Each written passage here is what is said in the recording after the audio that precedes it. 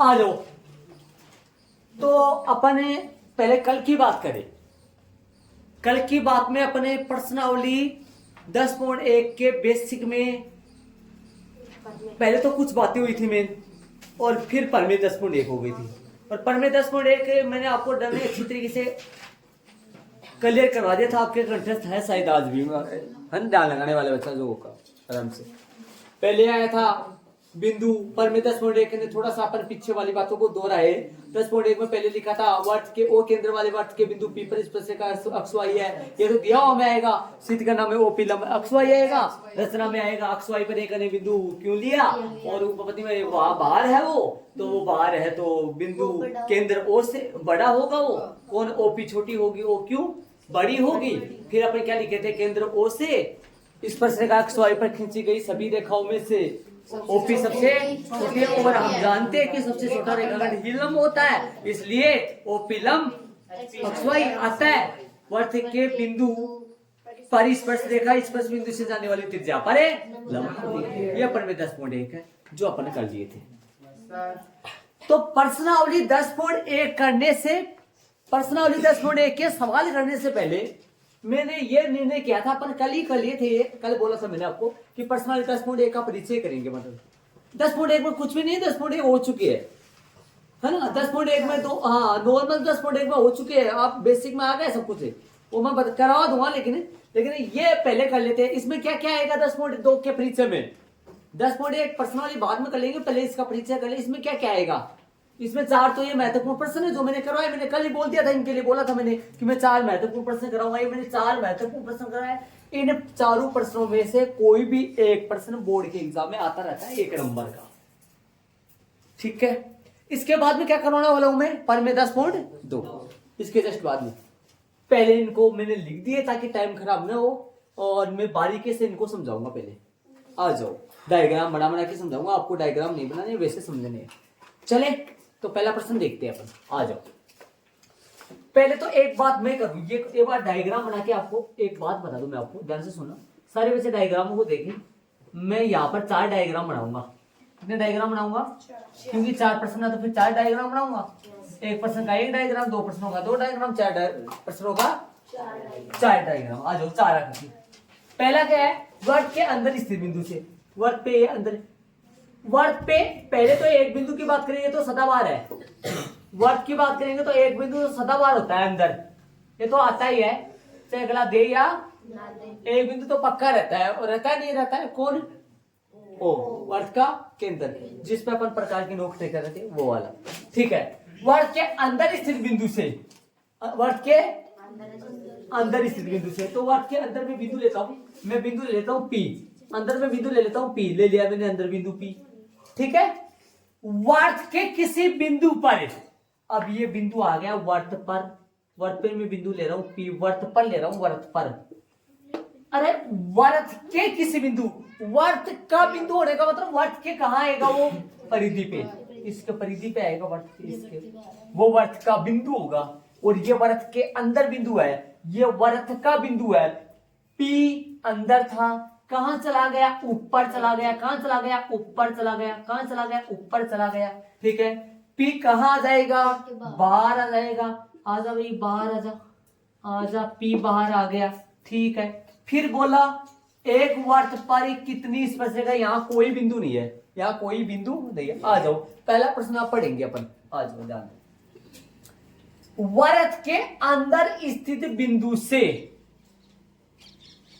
मतलब वर्त के अंदर स्थित बिंदु से वर्त पर कितनी स्पर्श रेखाएं खींची जा सकती है। वर्त के अंदर स्थित बिंदु से वर्त पर कितनी स्पर्श रेखाएं खींची जा सकती है। ऐसे बताओ स्पर्श रेखा कहते किसको, किसे कहते हो आप। स्पर्श रेखा वो होती है जो वर्त को एक बिंदु पर स्पर्श करती हुई गुजरे, स्पर्श करती हुई नहीं। तो भैया इस बिंदु से यदि मैं स्पर्श रेखा खींचने की कोशिश करूं तो नहीं खींच जाएगी, खींच जाएगी क्या, चलो मैं खींचने की कोशिश करता हूं। कोशिश करना बुरी बात है नहीं है, करे कोशिश।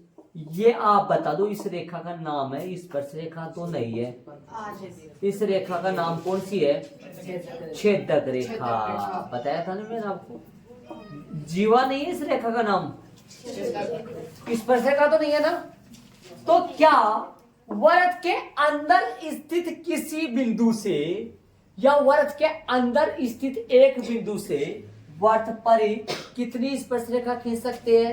कोई भी स्पर्शरेखा। अर्थात वृत्त के अंदर स्थित बिंदु से वृत्त पर खींची गई स्पर्श रेखाओं की संख्या 0 है।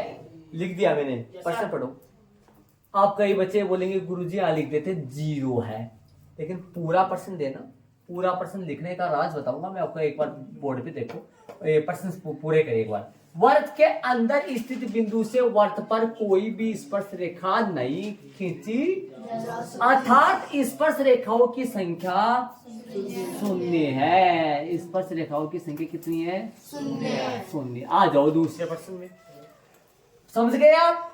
वृत्त के अंदर कहीं पे भी बिंदु हो, वृत्त के अंदर है। देखो एक बात और बोलूं मैं आपके सामने, वृत्त के अंदर स्थित बिंदु से वृत्त पर कितनी स्पर्श रेखाएं खींची जा सकती है? इस बात को ऐसे बोलो, वृत्त के अंदर स्थित एक बिंदु से बोले या बिंदु से बोले, समझ लो एक ही बिंदु है। और वृत्त के अंदर स्थित बिंदु से वृत्त पर कितनी स्पर्शरेखा खींच सकते हैं? कोई भी स्पर्शरेखा नहीं खींच सकते। अर्थात वृत्त के अंदर स्थित बिंदु से वृत्त पर खींची गई स्पर्श रेखाओं की संख्या 0 होती है। आ जाओ, ये बिंदु उठा के कहा ले गया उसको? वृत्त पर। यहाँ कहाँ है? अंदर। यहाँ कहाँ है? पर। यहाँ कहाँ है? पर। यहाँ कहाँ है? बार। यहाँ बिंदु लिया ही नहीं। चलो दूसरा प्रश्न में आओ। वृत्त के किसी बिंदु से, किसी की जगह एग्जाम में एक भी आ जाए तो समझ जाना एक ही है यार। वृत्त के किसी बिंदु या वृत्त के एक बिंदु से, एक ही बात है भाई। वृत्त के किसी बिंदु बोलेगा तो एक ही बिंदु होता है ना। वृत्त के किसी बिंदु से वृत्त पर कितनी स्पर्शरेखाएं खींची जा सकती है? वृत्त के किसी बिंदु से वृत्त पर कितनी स्पर्शरेखा खींच सकते हैं भाई? एक खींच सकते हैं। नाम क्या है इसका? XY है। ये कौन सा पॉइंट है? ये स्पर्शरेखा भाई यहाँ तक आ रही है। वैसे तो लंबी खूब सारी जाएगी। रेखा आपको बताया होगा मैंने, रेखा ये होती है, किरण ये होती है, ये रेखा खंड होता है ना। रेखा, स्पर्श रेखा, तो दोनों तरफ कौन से निशान लगेंगे? तीर के निशान। रेखा के दोनों तरफ तीर के निशान, किरण के एक तरफ तीर का निशान, रेखा खंड के दोनों तरफ तीर के निशान। रेखा खंड को आगे नहीं बढ़ा सकते, इसको एक तरफ से आगे बढ़ा सकते, इसको रेखा है, रेखा है तो फिर दोनों तरफ से आगे बढ़ा सकते हैं। इस बात का ध्यान देना, तीर का निशान लगाना है। ठीक है, बोलो एक ही खींची गया। वृत्त के किसी बिंदु से वृत्त पर कितनी स्पर्श रेखाएं खींची जा सकती है? वृत्त के किसी बिंदु से वृत्त पर एक स्पर्श रेखाएं खींची जा सकती है। एक और एक है, मैंने 2 लैंग्वेज में लिखा है। मैंने यहाँ पे भी 2 लैंग्वेज में लिखा है। अगला को दिखाई भी नहीं देगा, अंदाजा होगा तो भी दिखाई दे देगा आराम से।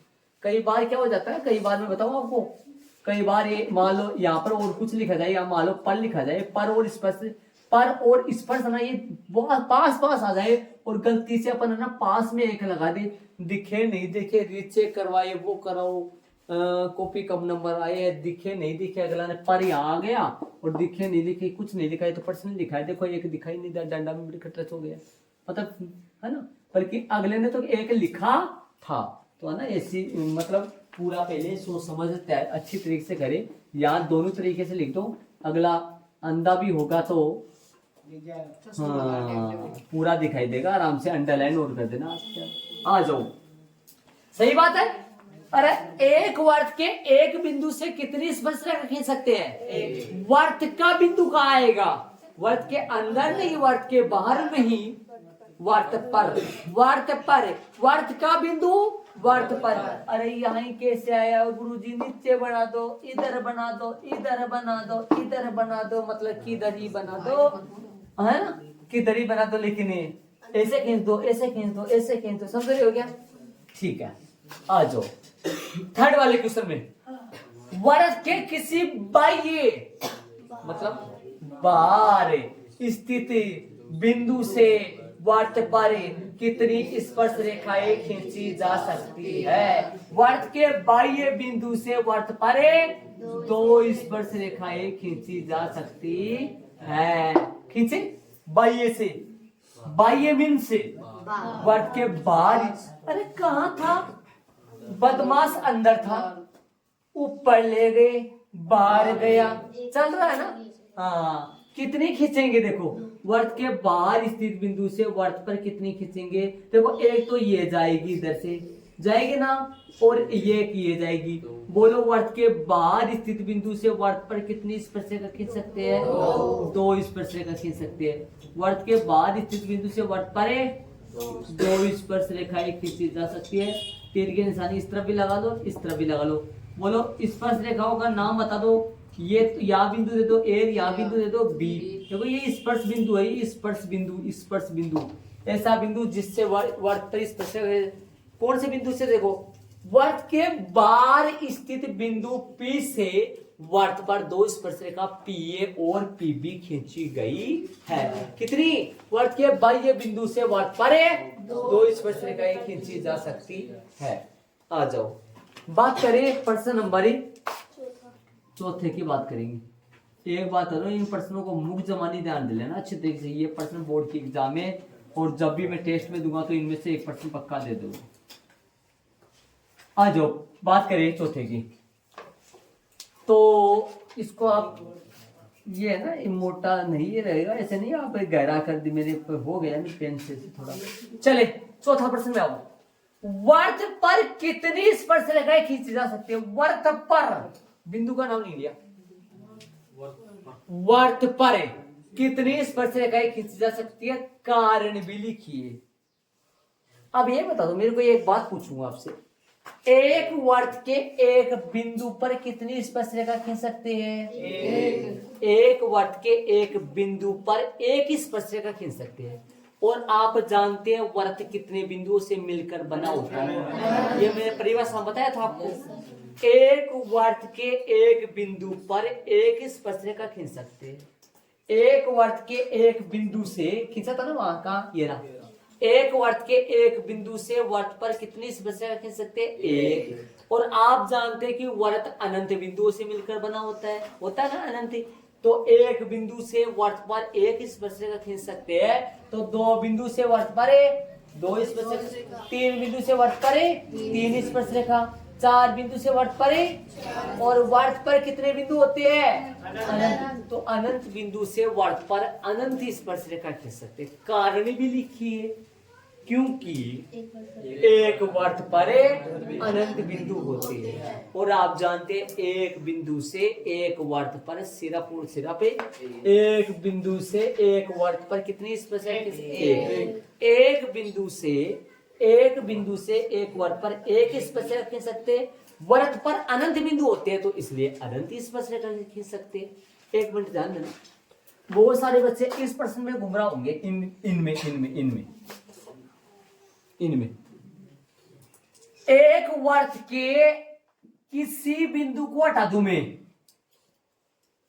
ये किसी बिंदु को हटा दूं तो ये प्रश्न बन जाता है। एक वर्त के किसी बिंदु से वर्त पर कितनी स्पर्शरेखा खींच सकते हैं? 1। एक वर्त पर कितनी स्पर्शरेखा खींच सकते हैं? अनंत। अरे बिंदु का नाम लेगा ना तब तो 1, और बिंदु का नाम नहीं ले तो फिर अनंत। क्यों? क्योंकि भाई एक बिंदु से 1 ही स्पर्शरेखा खींची जाती है। तो वर्त पर बिंदु होते हैं अनंत, तो अनंत बिंदुओं पर स्पर्शरेखा अनंत खींची जाएगी। 1 पर 1 से 1, 2 से 2 हो जाएंगी, 3 से 3। वर्त अनंत बिंदुओं से मिलकर बना होता है तो एक वर्त पे अनंत। रीजन इसका ये हुआ। यदि अगला कारण भी पूछे आप ये क्योंकि मसाला नहीं लिख के आओगे तो आपका नंबर कटेगा, और कारण नहीं पूछे तो यहां तक दे सकते हो आप, नंबर नहीं कटेगा आपका। ये 4 प्रश्न हो गया बोर्ड के एग्जाम में। इनमें से पक्का हर साल एक सवाल आता है, एक नंबर, चाहे वो विकल्प बन के आ जावे, चाहे वो रिक्त स्थान आ जावे, चाहे वो वैसे 1 नंबर का जाए, पक्का 1 नंबर का प्रश्न आता है। आपके के सुन लेना, और मैं भी जब भी टेस्ट चालू करूंगा इस चैप्टर का तो 1 प्रश्न हर बार दे दूंगा मैं आपको। अब एक बार फिर से दोहरा ले इन चारों प्रश्नों को अपन, आ जाए ताकि याद हो जाए अपने को, आ जाए। आप नहीं बोलोगे मैं बोलूंगा, आप दोहराओगे लेकिन पता नहीं चले कौन बकरा है। आ जाओ। वर्त के अंदर स्थित बिंदु से वर्त पर कितनी स्पर्श रेखाएं खींची जा सकती है? वर्त के अंदर स्थित बिंदु से वर्त पर कोई भी स्पर्श रेखाएं नहीं खींची, कोई भी स्पर्श रेखा नहीं खींची जा सकती। यहां तक भी लिख सकते हो आप चाहे इसका आंसर। अर्थात संख्या के तौर पे बोलेंगे तो अर्थात वर्त के अंदर स्थित बिंदु से सीधा बोल दो स्पर्श रेखाओं की संख्या शून्य है। पहला प्रश्न। दूसरा में चलेंगे, पहला शायद दिमाग में लगा लो, अच्छी तरीके से डन हो गया होगा शायद। वर्त के किसी बिंदु से वर्त पर कितनी स्पर्श रेखाएं खींची जा सकती? किसी बिंदु आए या फिर मैंने लिख रखा है एक बिंदु आए, तब कितने आएंगे? वर्त के किसी बिंदु से एक स्पर्श रेखाएं खींची जा सकती है। वर्त के बाह्य बिंदु से, बाह्य का मतलब बाहर स्थित बिंदु से वर्त पर कितनी स्पर्श रेखाएं खींच सकते हैं? दो स्पर्श रेखाएं। लिख दिया मैंने। अब कई बच्चे बोलेंगे सर इतना बड़ा क्यों लिख रहे हो, डायरेक्ट आप दो लिख दो सीधा। देखो पूरा प्रश्न लिखोगे तो सही रहेगा। कई बार ऐसा हुआ है, कई बार मेरे देखने में ऐसा आया है कि जैसे मान लो दो लिख दोगे आप, यहाँ सीधा क्या लिखोगे? दो, और ऊपर क्या आ जाएगा? ऊपर और किसी प्रश्न का उत्तर होगा आपकी बोर्ड की एग्जाम की कॉपी में, और नीचे किसी दूसरे प्रश्न का उत्तर होगा। बीच में दो दिखे, अगले को नहीं दिखे। जब वो तो पूरा अपन कर देंगे तो अगले को ऐसा देखेगा भाई क्या लिखा है पूरा। ये लाइन तो आएगी नहीं आपके, क्योंकि इस लाइन में आप डेट टेस्ट लिखते हो ना डेट टेस्ट, फिर ये आ जाएगी सीधी पूरी लाइन लिख देना, पूरा क्वेश्चन देना, क्वेश्चन की लैंग्वेज के अनुसार आंसर देना, पूरा सीधा दो ना लिखकर पूरा लिखना। इसमें आंसर क्या होगा? कोई भी स्पर्श रेखा नहीं। इसमें कितना होगा? एक। इसमें कितना होगा? आंसर दो। और इसमें कितना होगा? अनंत होगा, है ना। तो देख लो, डायग्राम बनाने नहीं है मैंने डायग्राम। अब देखो, अब इसके आगे देखो, ये चार प्रश्न अच्छे तरीके से शायद डन हो गए। अब जो स्टूडेंट्स आज जो अब्सेंट है उनको वो गया काम से। ये बोर्ड के एग्जाम में एक प्रश्न आता रहता है, पास मार्किंग के नंबर। जो बच्चा स्टूडेंट्स वो जो बच्चा निकल नहीं पाएगा, है ना, वो यहीं से, हाँ मेरे को पता रहता है बोर्ड के एग्जाम में एक प्रश्न पक्का आता है यहाँ से, पक्का एक प्रश्न। इसीलिए मैं बोलता हूँ बार बार। अब सुनो आगे, ये चार प्रश्न हो गए। बोर्ड के एग्जाम में एक प्रश्न आएगा पक्का इनमें से। अब इनको चारों को ऐड कर लिया होगा आपने, और नहीं किया तो कर लेना ऐड। अब इसके चलूंगा, इसके बाद में चलूंगा परिमेय 10.2। अब परिमेय 10.2 क्या है वो सुनो सारे बच्चे, देखना 10.2 परिमेय सुनो एक बार सारे। मैं परिमेय की बात कर रहा था, परिमेय के लिए मैं ये बता रहा था, सुनो परिमेय क्या आएगा। परिमेय बोलूं मैं आपको, सिद्ध कीजिए कि ये जो बाह्य बिंदु से दो स्पर्श रेखा खींच रही है ना, बाह्य बिंदु से ऐसे बताओ कितनी खींची जाएंगी, पहले तो ये तो बताओ मेरे को। दो खींची जाएगी तो पता है ना, आपको बता दिया मैंने। परिमेय 10.2 में ये सिद्ध करेंगे कि बाह्य बिंदु से वर्त पर जो दो स्पर्श रेखाएं खींची जाती है उनकी लंबाइयां आपस में बराबर होती है। ये सिद्ध करेंगे परिमेय 10.2 में। ये तो जानते हो ना, बाह्य बिंदु से वर्त पर कितनी स्पर्श खींची जाती है? दो। नाम बोलो, पीए और पीबी। इन दोनों को बराबर साबित करना है परिमेय 10.2 में। प्रश्न क्या बढ़ेगा? कथन तो ये रहा, नहीं ये तो नहीं है कथन, ये नहीं। प्रश्न ही बना दो पूरा, देखो या चलो कथन बोलता हूं। वर्त के बाह्य बिंदु से वर्त पर खींची गई दो स्पर्श रेखाओं की लंबाइयां बराबर होती है। ये तो बन गया कथन। वापस बोलो, वापस बोलो एक बार, वर्त के बाह्य बिंदु से वर्त पर खींची गई दो स्पर्श रेखाओं की लंबाइयां बराबर होती है। ये तो बन गया कथन। प्रश्न बनाओ, सिद्ध कीजिए कि वर्त के बाह्य बिंदु से वर्त पर खींची गई दो स्पर्श रेखाओं की लंबाइयां बराबर होती है। ये सिद्ध करना है। ये परिमेय 10.2 का प्रश्न बन गया। तो चले परिमेय 10.2 में, आप अपनी बुक में देख लो, इसके जस्ट आगे आ जाएगी। चले परिमेय 10.2 में चले, इनको रफ करूंगा मैं पूरे को। ठीक, देखो परिमेय 10.2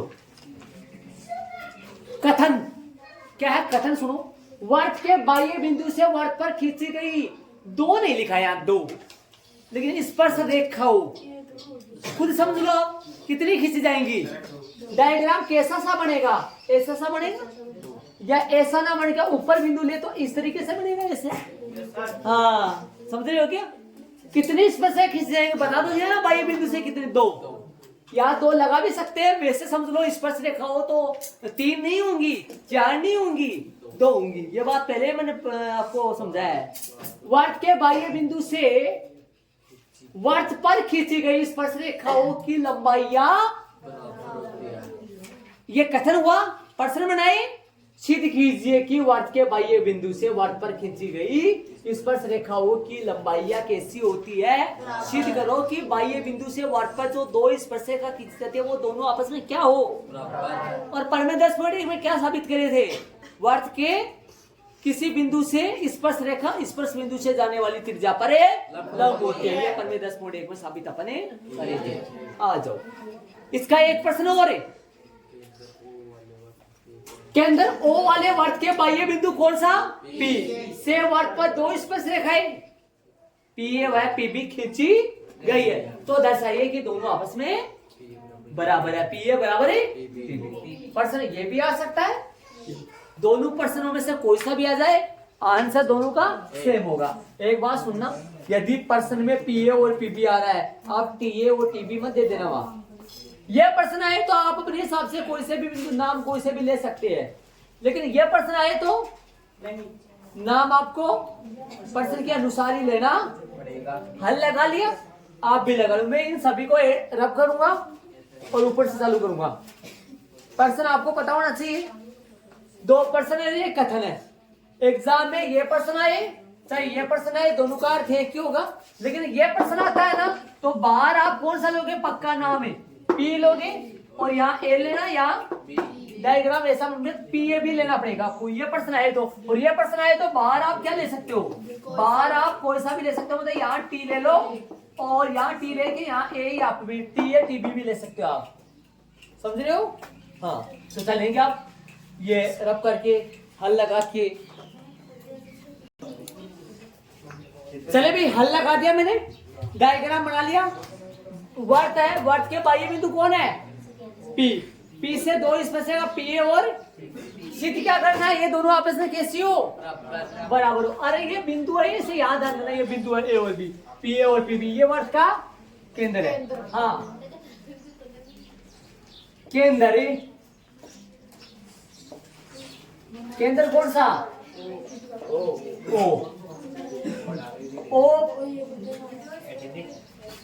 O के बाहर स्थित बिंदु, O के बाहर स्थित बिंदु कौन सा भाई बिंदु? P से वर्त पर 2 स्पर्श रेखाएं कौन सी है भाई? हाँ भाई, 2 स्पर्श रेखा कौन सी है? PA व PA व 2 स्पर्श रेखाएं PA व PB खींची गई है। याद करो, अपने परमे 10.1 का दिया हुआ क्या लिखे थे? बताओ जरा क्या लिखे थे? O केंद्र वाले वर्त के बिंदु P पर स्पर्श रेखा अक्ष Y दिया हुआ वहां पर बिंदु एक ही था। वर्त पर बिंदु एक ही P लिया था परमे 10.1 में, तो कितनी स्पर्श रेखा अक्ष Y बोला था। यहाँ बाहर बिंदु ले लिया, तो बाहर से तो कितनी जाएंगी? 2। केंद्र O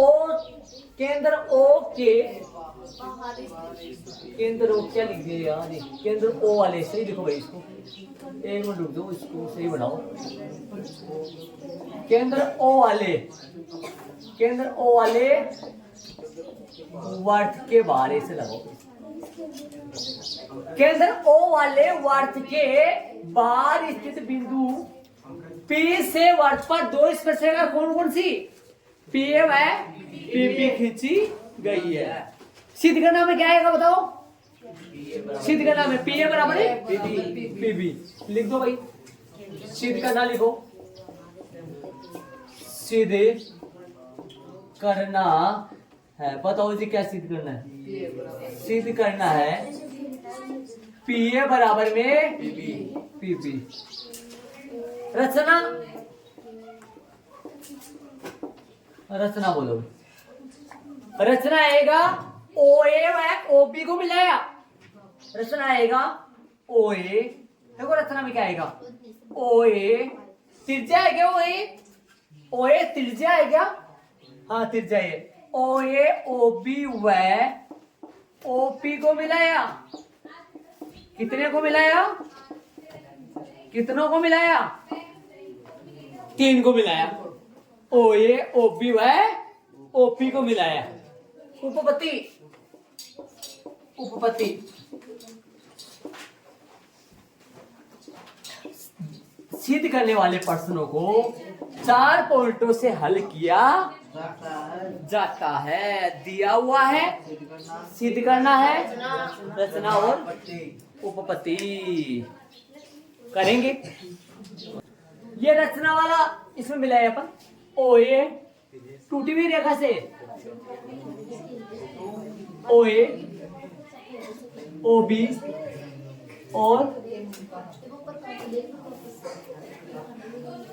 ले लो टूटी हुई रेखा से डेढ़ जैसे मिलाई। आ जाओ। वर्त के किसी बिंदु पर स्पर्श रेखा, वर्त के कौन से बिंदु पर स्पर्श रेखा है? ए पर है। वर्त के किसी बिंदु पर स्पर्श रेखा स्पर्श बिंदु से जाने वाली त्रिज्या पर है। यहाँ पे कौन कितना डिग्री है और यहाँ पे भी कौन है? 90 डिग्री है। कैसे, किस तरीके से 90 डिग्री है? वर्त के किसी बिंदु पर स्पर्श रेखा वर्त स्पर्श बिंदु से जाने वाली त्रिज्या पर है, तो स्पर्श बिंदु P है, B है, B पर स्पर्श रेखा ये खींची गई है, त्रिज्या ये रही, लंब हुआ ऐसे यहाँ। ठीक है, आ जाओ। चले भाई,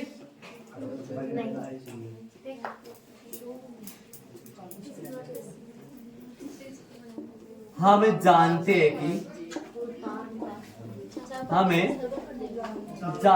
कि वर्त के किसी बिंदु मैंने पर में 10.1 करवाया था, तब मैंने बोला था बहुत जगह काम में आएगी ये कथन, पर में 10.1 का कथन। वर्त के किसी बिंदु पर स्पर्श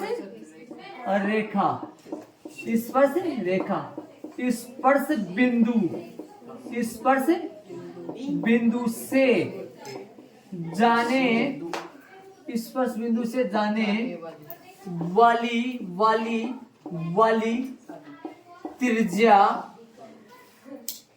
वाली त्रिज्या पर लंब होती है। कौन होती है लंब? हम जानते हैं कि वर्त के किसी बिंदु पर स्पर्श रेखा, हम जानते हैं कि वर्त के किसी बिंदु पर स्पर्श बिंदु से जाने वाली त्रिज्या पर है। इसलिए कोण ए बराबर कोण बी बराबर है कितना डिग्री आ गया? समीकरण नंबर 1। चाहो तो ये लाइन आप चूंकि भी लिख सकते हो, मैं बताऊंगा आपको, एक बार ऐड करो आप, चलेंगे आगे। अब ये 2 त्रिभुज ले लो, देखो समकोण त्रिभुज ये दोनों त्रिभुज OAP व त्रिभुज OBP में, ये दोनों त्रिभुज है। इन दोनों त्रिभुजों को सर्वांग सम साबित कर दो। चैप्टर नंबर चलेंगे 6 में रिटर्न। कहां चलेंगे? चैप्टर नंबर 6 में चलेंगे। बोलो OP बराबर में OP कैसे दोनों? उभयनिष्ठ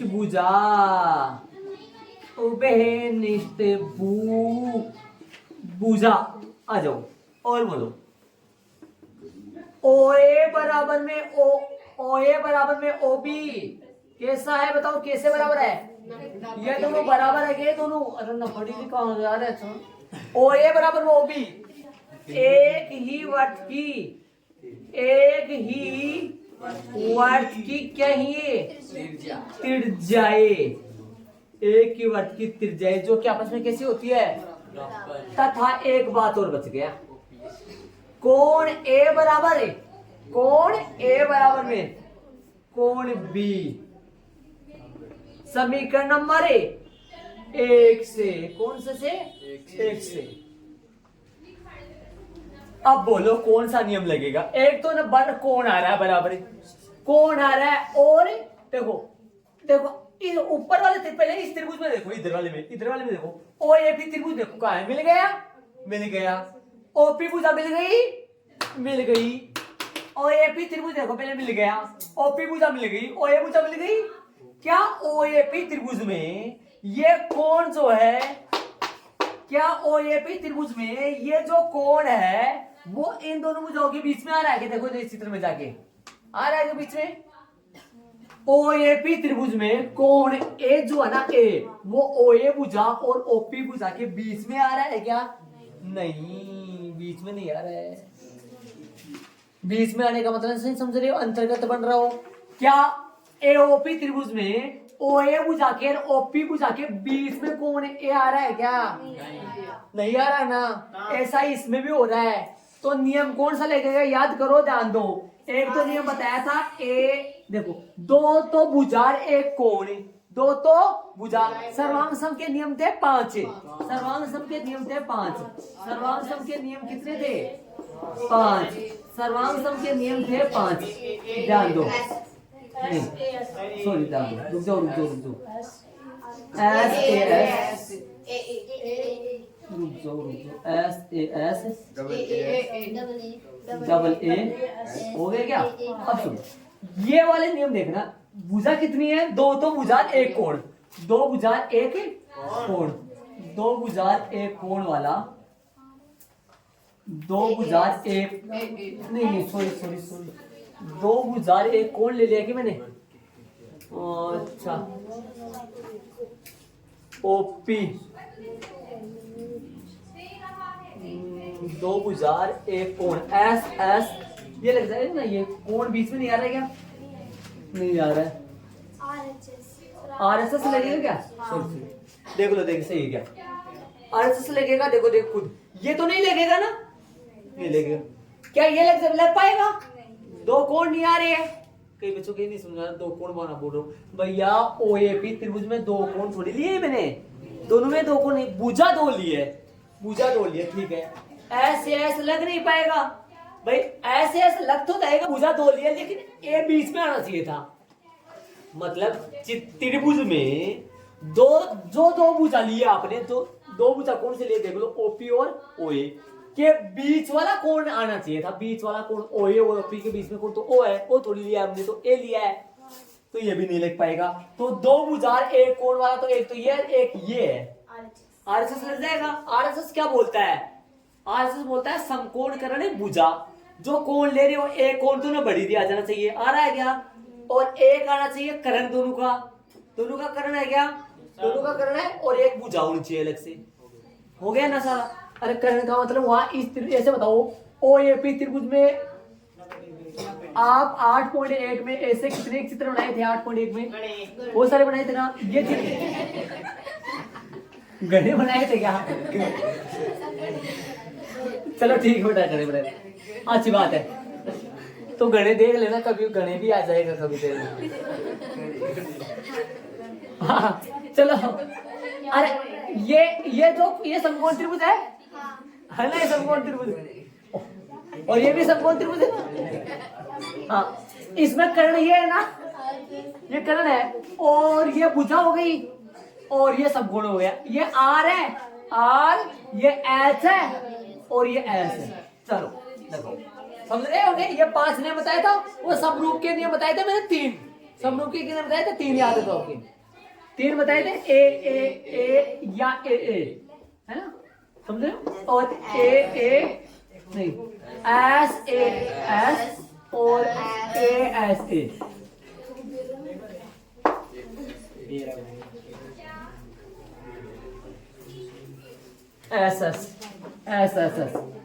ये था यहाँ, ठीक है। ये 3 नियम बताए थे मैंने। चलो आ जाओ, इसलिए क्या लिखते हैं वही तरीका है। इसलिए त्रिभुज कौन सा, OAP सर्वांग सम त्रिभुज, नाम सही देना, O का O है, OBP नियम लगेगा RHS सर्वांग सम नियम से, सर्वांग सम नियम से। एक मिनट, संगत भुजा आ जाएंगी, इसलिए वापस संगत भुजा कौन से आ जाएंगी, कौन सी लानी है बराबर अपने को, वो लानी है, वही बच रही है, ये तो बराबर आ गई ना। PA बराबर ही PA बराबर ही PB, PA बराबर PB। देखो देखो, संगत भुजा, संगत भुजा ये। चलो इसको बॉक्स लगा दो और आता वाली लाइन लिखना बाकी है। अरे ये तो सिद्ध करना था, देखो देखे सिद्ध करने में PA बराबर PB, आता वाली लाइन लिखना, वो जो पर्सन हिंदी हो। यदि आपका सेकंड वाला क्वेश्चन आता है ना, इंग्लिश वाला क्वेश्चन, सेकंड वाला क्वेश्चन लिखवा रखा मैंने, ध्यान दे रहे हो मेरी बातें सुन रहे हो, तब तो आप यही छोड़ देना, HP यहाँ लगा देना। और हिंदी वाला क्वेश्चन आता है तो मैंने लिखवाया आपको, वो आए तो फिर आता वाला लाइन लिखना जरूरी है। आता है, वर्त के बाह्य बिंदु से वर्त पर खींची गई स्पर्श रेखाओं की लंबाइयां बराबर होती है HP। तो आता वाली लाइन लिख देता हूं मैं, उनको रफ करके इधर यहाँ लिख दो, इस तरफ लिख रहा हूं आता वाली लाइन। यहाँ आता है वर्त के बाह्य बिंदु से वर्त पर खींची गई स्पर्श रेखाओं की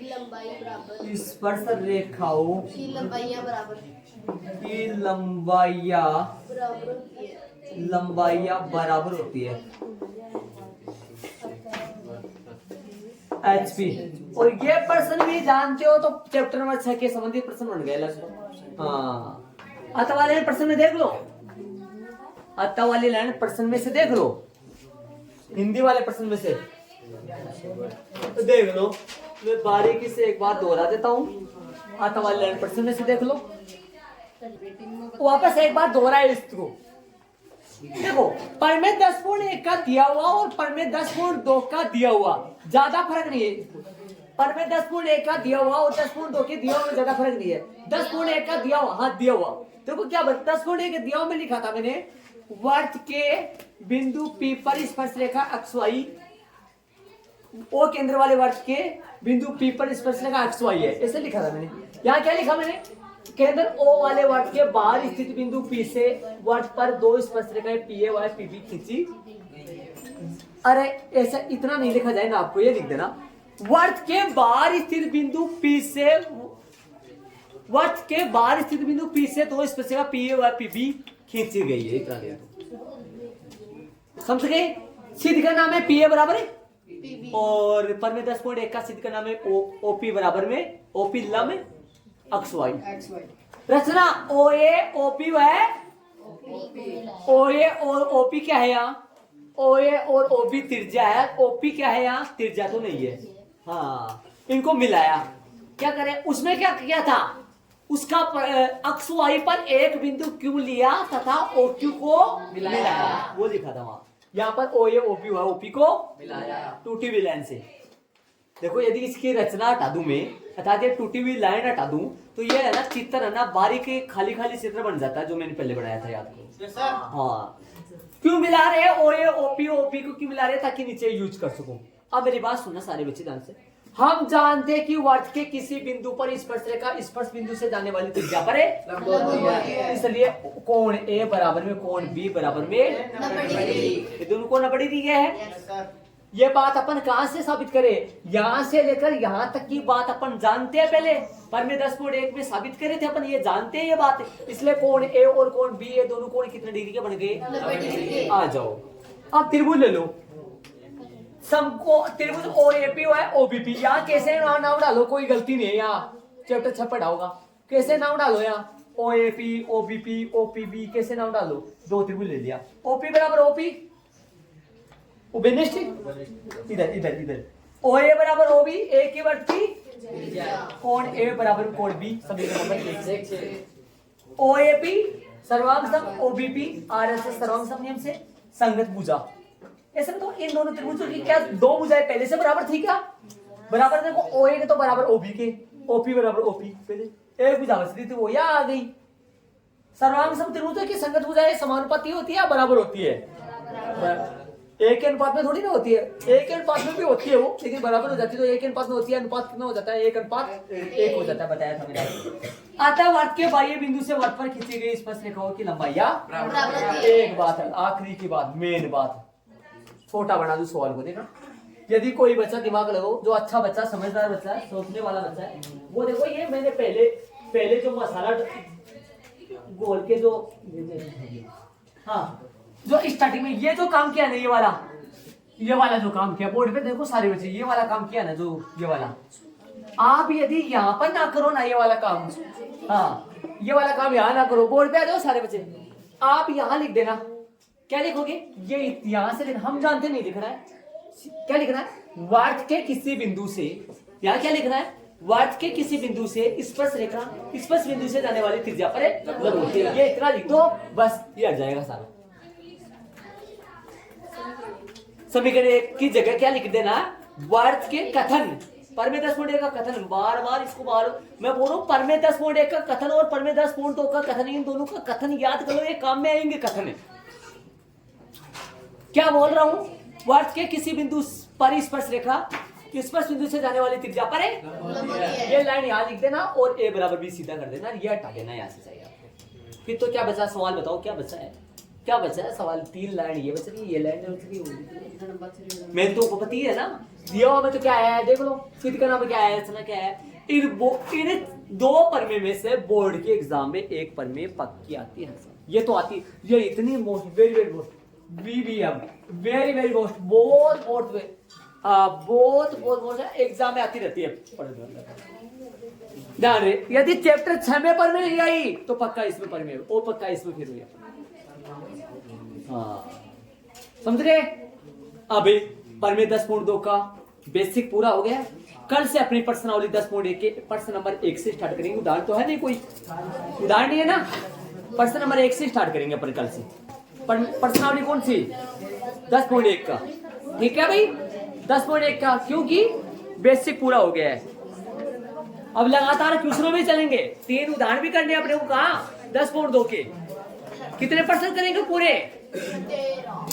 13 नहीं करेंगे, 16 करेंगे। 16 और 4 20 है 2 परमे, बताया था मैंने आपको, ठीक है।